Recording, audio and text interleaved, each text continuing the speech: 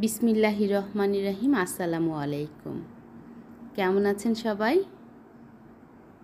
আলহামদুলিল্লাহ। আজকে দেখেন আমি কি রান্না করছি। আমরা তো বিফ হান্ডি বা মাটন হান্ডি সম্পর্কে অনেকেই জানি, কিন্তু চিকেন দিয়েও যে এইভাবে মাটির হাঁড়িতে দমে বসিয়ে চিকেন হান্ডি রান্না করা যায়, এটা আসলে কি পরিমাণ টেস্ট হয় সেটা না করে খেলে বোঝা যাবে না। আমি এটা ফার্স্ট টাইম রান্না করছি। গরুর মাংস বা খাসির মাংস দিয়ে এইভাবে আমি মাটির হাঁড়িতে রান্না করেছি দমে, কিন্তু মুরগির মাংসটা এটা ফার্স্ট টাইমে রান্না করছি। তো মুরগির মাংসতে আমরা যে ধরনের সাধারণত মশলা দিয়ে থাকি সেই মশলাগুলোই আমি ব্যবহার করেছি। সাথে দিয়েছি কিছুটা এই যে আস্ত রসুন, আর কেটে দিয়ে দিচ্ছি আলু। আর মশলা আসলে নতুন করে বলার কিছু নাই, আমরা যে যেভাবে পারি আর কি, যে যেভাবে পছন্দ মতো মশলা ব্যবহার করি ওইভাবে দিলেই হবে। আর দিয়ে দিয়েছি বেশ কিছুটা পেঁয়াজ, আর এই যে সরিষার তেল বা সয়াবিন যেটা মনে করবেন সেটা দিবেন। আমি সয়াবিন তেল দিয়েছি। এখন সব মশলাপাতি দেওয়া শেষ। এখন শুধু এইটা হাত দিয়ে মাখাতে হবে এবং বেশ কিছুটা সময় নিয়ে মাখাতে হবে। তার কারণ এই মাখানোর উপরেই কিন্তু এই হান্ডি চিকেনের টেস্ট আসবে। যেহেতু এটা দমে রান্না করা হবে, কোনো নাড়ানাড়ি করা যাবে না, মুখটা সিল করে দিতে হবে। তো সেই জন্য এই মাখানোটা অবশ্যই সময় নিয়ে মাখাতে হবে এবং হাত দিয়ে মাখাতে হবে।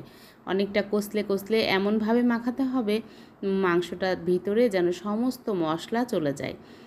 তার কারণ এই টেস্ট কিন্তু এই হাতে মাখানোর উপরেই আসবে। তো আমি এই যে সুন্দর মতো বেশ প্রায় 10 মিনিট মতো সময় নিয়ে মাখিয়ে নিয়েছি। আর মশলার বাটি ধুয়ে আমি দিয়ে দিচ্ছি কিছুটা পরিমাণে পানি। অল্প পানি দিব, একদম মুরগির মাংসের মাখা মাখা হবে। যেহেতু এটা নাড়াচাড়া করা যাবে না, পানি শুকানোর মতন অবস্থাও থাকবে না।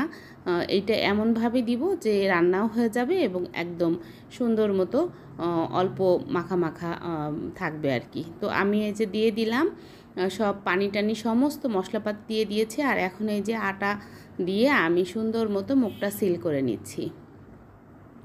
আমার এই রান্নাটা হতে মোটামুটি 40 মিনিটের মতো সময় লাগছে, যেহেতু মুরগির মাংস।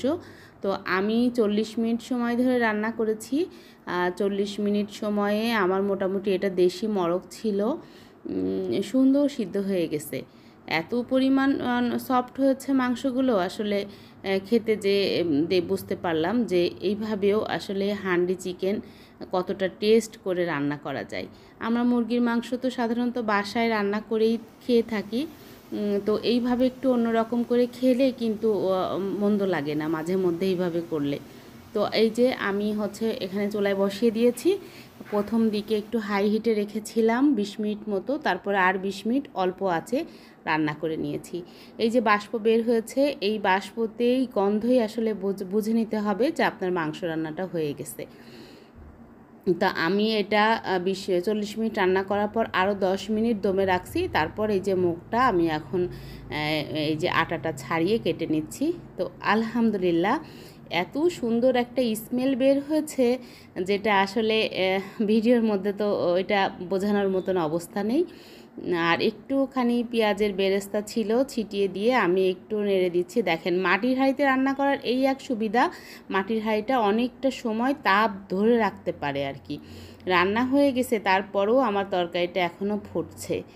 তো এইভাবে আপনারা একদিন একটু রান্না করে খেয়ে দেখতে পারেন। এটা আসলে একটু অন্যরকম লাগবে খেতে।